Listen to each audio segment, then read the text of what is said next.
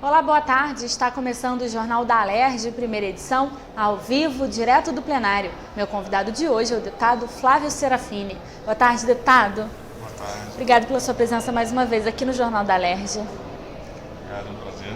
Deputado, daqui a pouquinho vai ser votado aqui no plenário, em segundo turno de discussões, uma PEC, uma proposta de emenda à Constituição do Estado, que amplia os benefícios dos empregados públicos, deputado? Queria que o senhor começasse explicando para quem está assistindo a gente em casa qual a diferença do servidor público para o empregado público. Bom, o servidor público é todo aquele trabalhador que tem vínculo direto com o setor público. Esse vínculo de trabalho ele pode se diferenciar. Ele pode ser um vínculo de trabalho estatutário, que é o mais comum no serviço público atualmente, que a pessoa faz um concurso e tem aquela chamada estabilidade. Então, é um profissional, por exemplo, que não goza de fundo de garantia, mas que goza de estabilidade. Esse é o servidor público estatutário, é o que a gente costuma chamar de servidor em geral. E tem o empregado público, geralmente ligado a empresas públicas, também contratados via concurso público, mas através do regime CLT, da Consolidação das Leis Trabalhistas. Esses servidores, eles não têm estabilidade plena no emprego, eles são contratados via CLT, embora comumente também tenham um tratamento de se evitar qualquer tipo de demissão. Hoje, por exemplo, órgãos como a Emater, como o Detran, como a SEDAI, no estado do Rio de Janeiro, contam com servidores públicos dessa categoria de empregados públicos.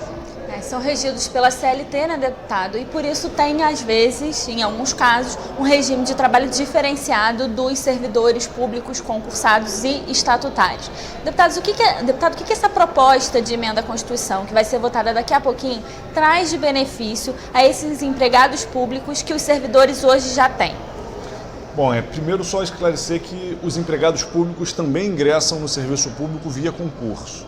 Isso também está em vigência. Os empregados públicos também são todos concursados, todos tiveram mérito, foram selecionados para entrar no serviço público, só que com esse regime de trabalho regido pela CLT, não pelo regime estatutário. O que muda? Só que os empregados públicos, pela nossa legislação, eles acabam ficando excluídos de uma série de direitos que são estendidos só aos servidores públicos estatutários. O que essa PEC tenta fazer é corrigir essa distorção e igualar, porque a diferença fundamental do estatutário para o empregado público já é o regime de trabalho, ser CLT ou ser estatutário. Agora, outros benefícios que os servidores públicos foram conquistando ao longo do tempo, que são importantes para melhorar as condições de trabalho desses servidores, não eram estendidos, não são até agora, aos empregados públicos. O que essa PEC tenta fazer é igualar. Por exemplo, a aposentadoria especial automática para cargos insalubres. No caso dos estatutários, aqueles que já têm uma carreira relacionada a um cargo que tem insalubridade, a aposentadoria especial é automática. No caso dos empregados públicos, não é. A gente está igualando. Outro exemplo, a licença paternidade de 1 mês. Recentemente a gente aprovou aqui nessa casa a ampliação da licença paternidade de 1 mês, mas só alcança os servidores públicos estatutários. A gente agora vai fazer com que ela alcance também os empregados públicos. Licença prêmio, por exemplo, que os servidores públicos têm direito depois de um tempo trabalhado, ele tem um tempo a mais de licença que pode ser tirado, deputado? Exatamente, licença prêmio também, que era exclusiva dos estatutários, agora passa a ser também CLT. Licença para desempenho de mandato eletivo, no executivo ou no legislativo. Isso também não era regulamentado com clareza entre os empregados públicos. Agora, claramente, eles vão gozar do mesmo regime para aqueles que são estatutários. Também a licença para tratamento de saúde. A gente, entre os servidores públicos estatutários, tem determinados critérios que se diferenciam e são mais abrangentes do que os da CLT. Isso agora está sendo igualado, além da busca de isonomia salarial para aqueles cargos iguais nos diferentes órgãos. Deputado, como eu disse, ela está em segundo turno de votação, Como é que foi recebida essa proposta num primeiro momento pelos deputados em plenário? Recebeu emendas, foi bem acolhida? Como foi a tramitação até agora?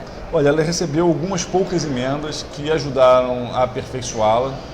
Ela, embora tivesse um objetivo de ser extensiva, por exemplo, no caso da licença paternidade, também aos aos pais adotivos, isso não estava muito claro na redação, então emendas contribuíram para esse aperfeiçoamento e ela foi encaminhada por consenso. Por quê? Porque mesmo no momento de crise, onde a gente tem uma preocupação com as contas públicas, como ela trata, no geral, de direitos que são usufruídos de forma pulverizada, ou seja, não é que de repente todos os funcionários vão usufruir juntos da licença paternidade.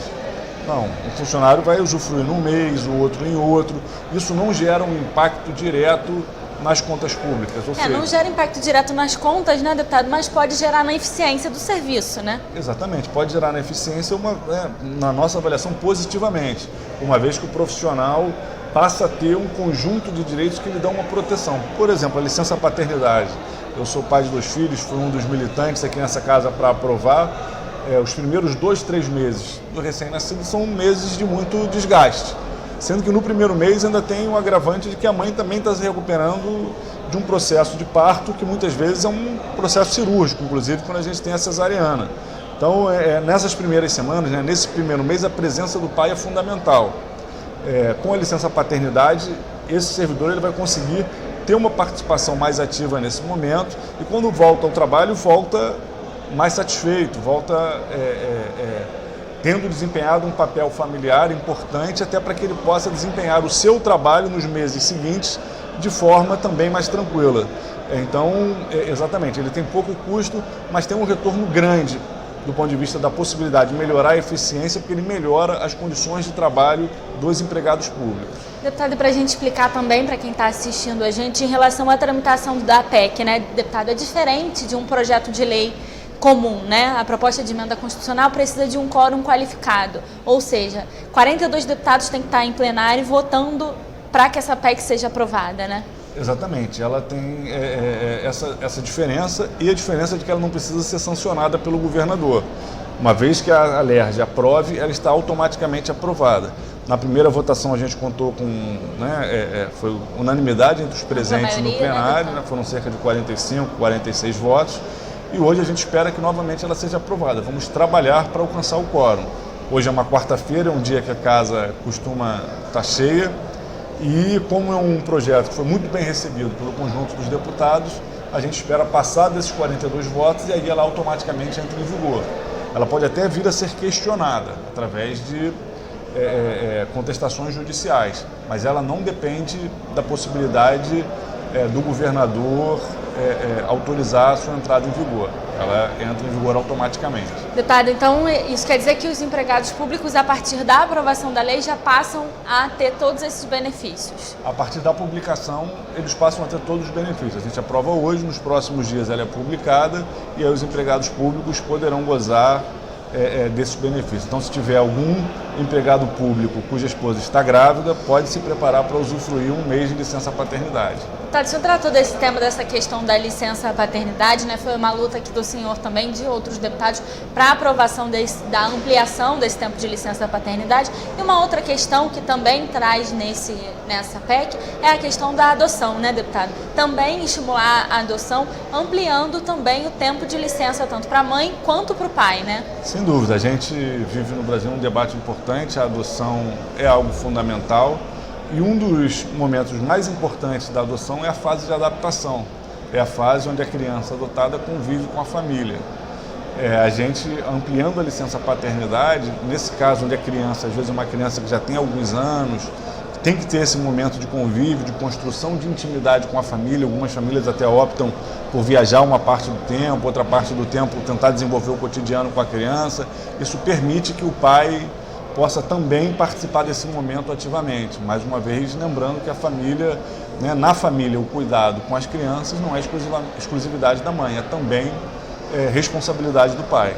É importante a gente destacar, né, deputado, que não é apenas uma questão de um benefício ou outro, né? Essa PEC abrange diversos setores da sociedade em diversos aspectos. Por exemplo, um deles, a ampliação da licença, paternidade, mas também essa questão da licença para o tratamento de saúde ou para acompanhar o seu marido ou a sua esposa que está em tratamento, né? Abrange muitos setores da sociedade. Exatamente. Ela tem o objetivo de fazer com que os empregados públicos, que também são servidores públicos, tenham direitos, semelhantes aos servidores públicos estatutários. Ela corrige uma distorção ocasionada pelo tempo, pelos diferentes encaminhamentos relacionados a essa distinção de vínculos trabalhistas dentro do serviço público. Ela equipara e, com isso, deixa de ter uma espécie de hierarquia entre o servidor estatutário é visto como uma espécie de privilegiado e o empregado público como uma espécie de servidor, né, desprestigiado. A gente assim equipara, constrói uma forma de isonomia que é muito importante para que a gente prime pela eficiência, pela garantia de direitos no serviço público. Deputado, acho que a gente esclareceu bem a diferença entre essas duas categorias e principalmente o alcance que vai ter essa PEC, né? Quero agradecer muito a presença do senhor e a participação aqui mais uma vez no Jornal da Alerj. Eu que agradeço. Jornal da Alerj, primeira edição, fica por aqui. A partir das 9h30 da noite, você acompanha tudo que foi notícia no Parlamento Fluminense, na segunda edição do Jornal da Alerj. Amanhã, a partir das 2h40 da tarde, eu estou de volta com os projetos da Ordem do Dia. TV Alerj, canal do Povo Fluminense. Até a próxima.